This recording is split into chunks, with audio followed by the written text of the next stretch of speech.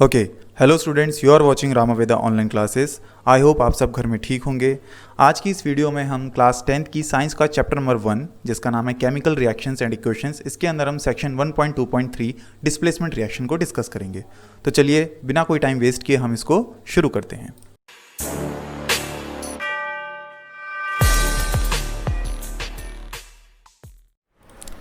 तो बच्चे, जैसा कि सामने आप मेरी स्क्रीन पे देख पा रहे हैं, डिस्प्लेसमेंट रिएक्शन में सबसे पहले आपकी एनसीईआरटी में एक्टिविटी 1.9 दे रखी है। इस एक्टिविटी में आपको जैसा कि सेटअप सामने दिखाई दे रहा है, एक स्टैंड है।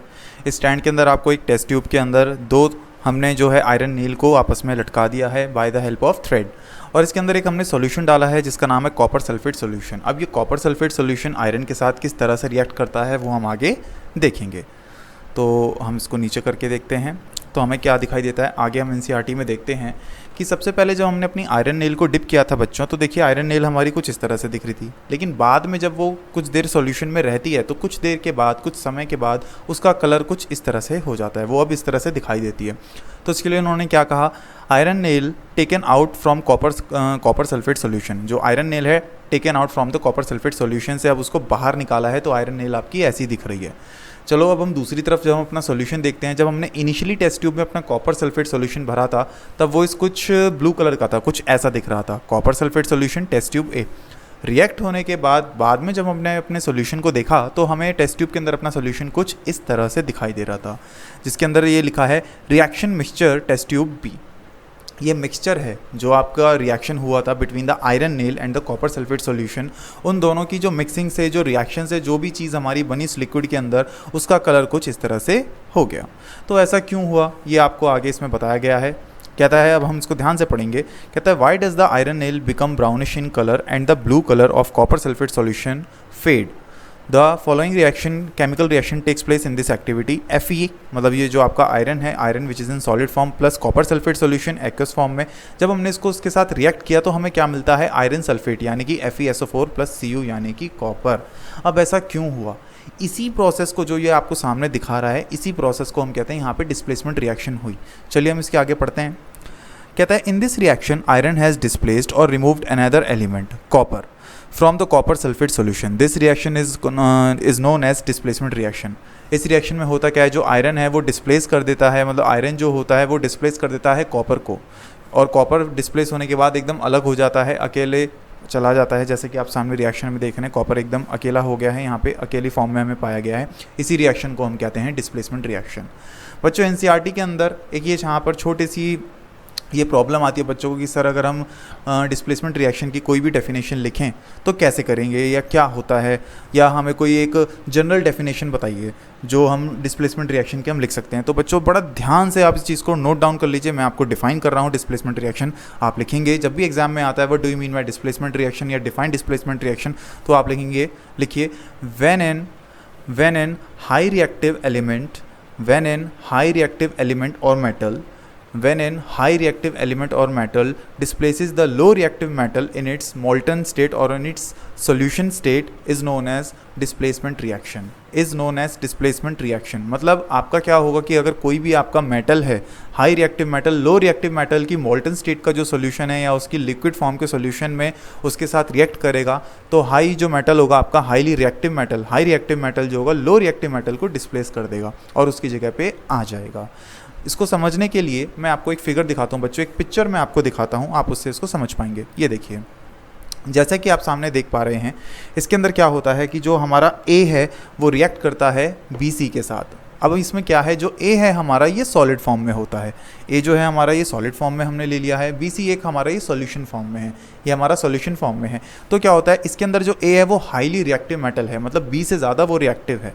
तो उसने क्या करा है, बी को यहाँ से, आप ज़रा ध्यान से देखिए इस फिगर के हिसाब से, इसने बी को यहाँ से हटा दिया और खुद सी के साथ आके एडजस्ट हो गया, बैठ गया। तो हमें मिल गया बी, ए सी मिल गया। और दूसरी तरफ यहाँ पे बी ने जब अपनी जगह छोड़ दी तो वो ए की जगह आ गया, यानी कि जैसे पहले यहाँ पे ए अकेला था, अब वहाँ पे दूसरी तरफ RHS में यहाँ पे बी हमारा अकेला हो गया। तो इसी चीज़ को बोलते हैं डिस्प्लेसमेंट। बच्चों डिस्प्लेसमेंट का मतलब होता है किसी को हटाकर उसकी जगह ले लेना।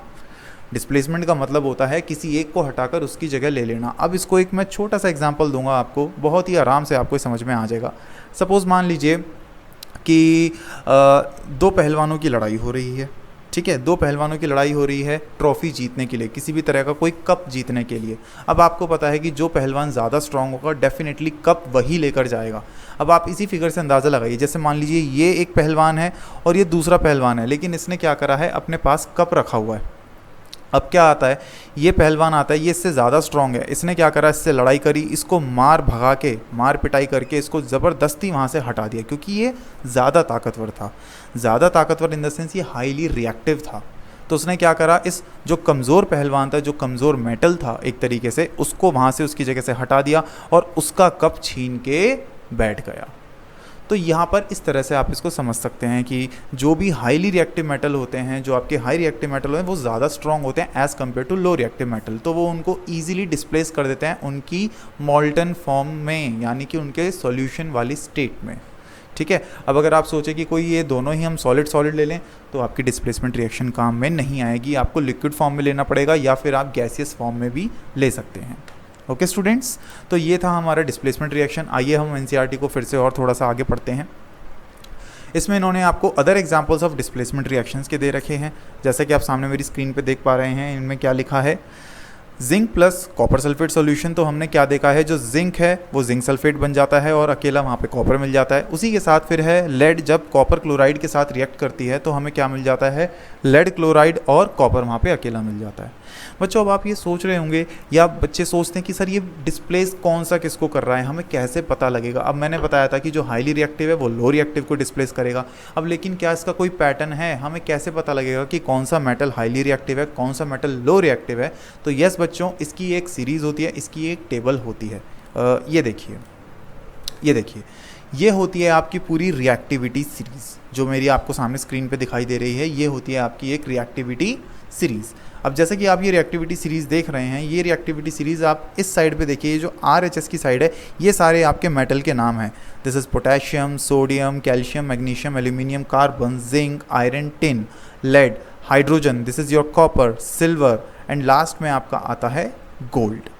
ठीक है बच्चों, ये पूरे मेटल्स की आपको ये ऑर्डर वाइज लगाए गए हैं, ये इनकी पूरी सीरीज़ है।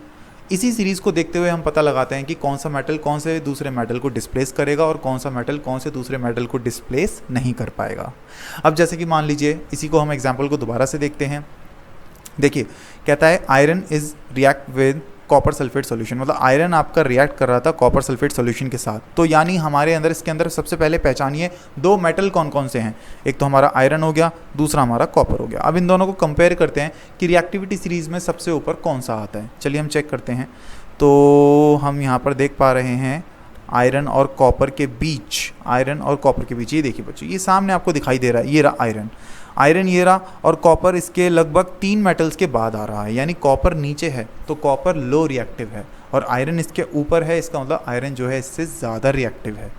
तो इसी तरह से अगर आयरन इससे ज़्यादा रिएक्टिव है तो वो इजीली इसको क्या कर देगा, डिस्प्लेस कर देगा। ये जिस सॉल्यूशन के साथ ये खुद बैठा हुआ था आयरन, वहाँ चला जाएगा और उसको अकेला कर देगा। यही चीज़ होती है बच्चों। अब इसका हम अगर कंडीशन को उल्टा करें, क्या होगा कि अगर मान लीजिए ऑलरेडी एक हाई रिएक्टिव मेटल जो होगा वो अगर रिएक्ट करेगा एक लो रिएक्टिव मेटल के साथ। अब आप कंफ्यूज हो रहे होंगे मेरे इस क्वेश्चन को, तो बच्चों ध्यान से आप इस पिक को देखिए। ये आपका एक सॉल्यूशन है NaCl, ये आपका एक सॉल्यूशन है, एक मोल्टन स्टेट में है NaCl। हमने क्या करा, NaCl का एक्वस सॉल्यूशन ले लिया, फिर प्लस हमने इसको रिएक्ट करा एल्यूमिनियम के साथ। बच्चों हमने किसके साथ इसको रिएक्ट करा, एल्यूमिनियम के साथ। जैसा कि आप देख पा रहे हैं एल्यूमिनियम एक मेटल है और Na भी एक मेटल है, तो हमें पहले पता लगाना पड़ेगा इन दोनों में से सबसे हाईली रिएक्टिव मेटल कौन सा है। तो हम ज़रा ध्यान से देखेंगे तो ये देखिए, एल्यूमिनियम आपका आता है लगभग इस स्टेट पर, और मैं थोड़ी सी स्क्रीन ऊपर करके दिखाता हूँ। तो देखिए, सोडियम आपका सेकंड मोस्ट आपका मेटल है और एल्यूमिनियम आपका जस्ट ये 4th 5th मेटल है ये आपका। तो डेफिनेटली क्लियरली हम देख पा रहे हैं सामने टेबल के अंदर कि जो सोडियम है हमारा वो ज़्यादा रिएक्टिव मेटल है एज़ कम्पेयर टू एल्यूमिनियम। तो अब क्या होगा बच्चों, अब जैसे सोडियम आपको पता है ज़्यादा रिएक्टिव है, एल्यूमिनियम कम रिएक्टिव है, तो क्या होगा, हम अब इसको ज़रा रिएक्शन को देखते हैं। तो देखिए, जैसा कि मैंने आपको दिखाया है, अगर NaCl आपका एल्यूमिनियम के साथ रिएक्ट करेगा तो क्या होगा, नो रिएक्शन। बच्चों ये नोट करने वाली बात है।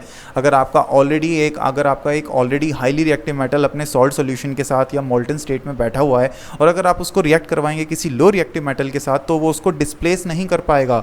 ये इसको डिस्प्लेस करने आएगा, ये इसको वापस मार पिटाई करके इसको भगा देगा, मारपीट पीट के एल्यूमिनियम को हटा देगा। मतलब कि ये ऑलरेडी कमज़ोर है एल्यूमिनियम, तो वो उसको हाईली रिएक्टिव को हटा ही नहीं सकता, वो जैसे ही अपनी प्लेस पे था बाद में भी वैसे ही पड़ा रहेगा।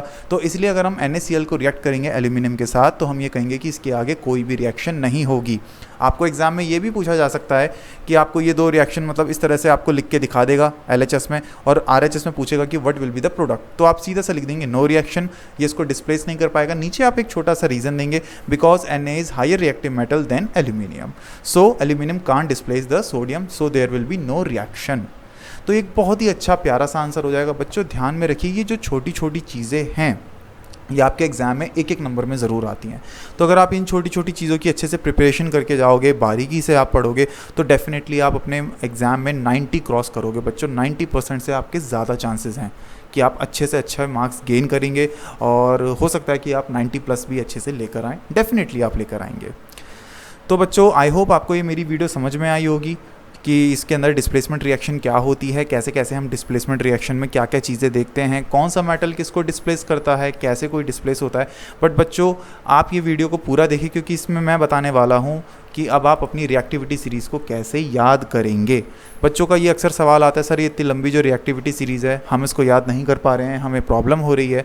तो हम क्या करते हैं, इसके लिए मैंने एक पैटर्न बनाया है बच्चों, आप इस पैटर्न को याद कर लीजिए, इससे आपको रिएक्टिविटी सीरीज़ याद करने में बहुत ही ज़्यादा आसानी होगी।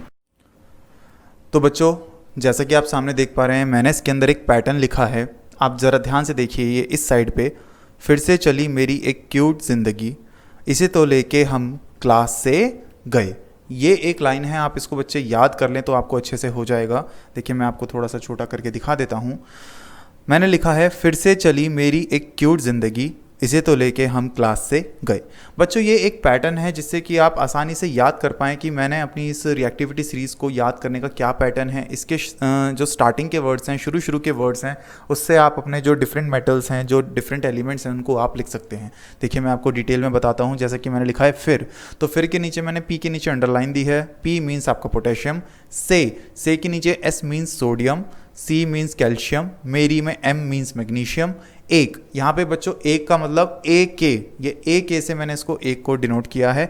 ए मीन्स एल्यूमिनियम, क्यूट में सी जो हो गया आपका कार्बन हो गया, जेड मीन्स जिंक हो गया, इसे मीन्स में जो फर्स्ट लेटर है I means iron, T means tin, लेके में जो एल है आपका जो फर्स्ट है ये letter L means lead, H means hydrogen, और उसके बाद क्लास में जो सी है वो कॉपर से आएगा, एस मीन्स सिल्वर, और जी माने गोल्ड। तो बच्चों ये एक पैटर्न है जो मैंने आपसे शेयर किया है। अगर आप इस लाइन को याद कर लेंगे तो इनके फर्स्ट लेटर से आप अपनी जो पूरी रिएक्टिविटी सीरीज़ है वो आप चुटकियों में उसको आसानी से लिख पाएंगे। बच्चों एक चीज़ और ख्याल रखें, आप जैसे कि राइट हैंड साइड पे देख पा रहे हैं, जो हमारे टॉप मोस्ट रिएक्टिव मेटल्स हैं, जो टॉप मोस्ट रिएक्टिव एलिमेंट्स हैं, वो स्टार्टिंग के सबसे ज़्यादा स्टार्टिंग के 3-4 होते हैं। जो हमारे स्टार्टिंग के 3-4 मेटल्स होते हैं वो वेरी हाईली रिएक्टिव होते हैं, वो किसी को भी आसानी से डिस्प्लेस कर सकते हैं। और जो हमारे लास्ट के 2-3 जो हमारे मेटल्स होते हैं बच्चों, वो लीस्ट रिएक्टिव होते हैं, वो सबसे ज़्यादा इनर्ट होते हैं, वो किसी के भी साथ रिएक्ट नहीं करते, वो जिस फॉर्म में होते हैं उसी फॉर्म में वो एग्जिस्ट करते हैं। अच्छा बच्चों जैसा कि आप सामने मेरी टेबल पे देख पा रहे हो, मैंने इसके अंदर 2 मेटल्स के अंदर मैंने ब्लैक डॉट लगाए हैं। First one is carbon and second one is hydrogen. अगर हम इसको ध्यान से देखें तो मैंने यहाँ पे आपको हिंट भी दी है कि जो आपका कार्बन और हाइड्रोजन है बच्चों, वो मेटल्स प्लस नॉन मेटल्स दोनों को ही वो डिनोट करता है। We can say that it is a metalloid, जो मेटल्स भी है और नॉन मेटल भी है, क्योंकि आपको पता है कार्बन एक गैस है, हाइड्रोजन एक गैस है, जितनी भी गैसेज होती हैं वो सारी नॉन मेटल होती हैं, लेकिन ये एक मेटल का भी बिहेवियर शो करती हैं। दैट्स वाई मैंने यहाँ पे इनको अलग से इन 2 मेटल्स को डिनोट कर दिया है। ओके बच्चों, अब मैं उम्मीद करता हूँ आपको मेरी ये वीडियो पसंद आई होगी और आपको मेरे ये सारे लेक्चर, ये सारी चीज़ जो मैंने आपको आज समझाई है ये अच्छे से समझ में आ गई होगी। अगर आपको वीडियो पसंद आई और वीडियो आपको अच्छे से समझ में आई तो मेरे चैनल को प्लीज़ आप सब्सक्राइब कर दीजिए, इस वीडियो को लाइक कर दीजिए, चैनल को सब्सक्राइब कीजिए। नीचे आप कमेंट बॉक्स में दिए गए कमेंट में आप कमेंट भी कर सकते हैं। Thanks for watching this video. आज की वीडियो के लिए बस इतना ही बच्चों, मिलते हैं आपसे एक नई वीडियो के साथ जल्दी ही। तब तक के लिए स्टे होम, स्टे सेफ। जय हिंद, जय भारत।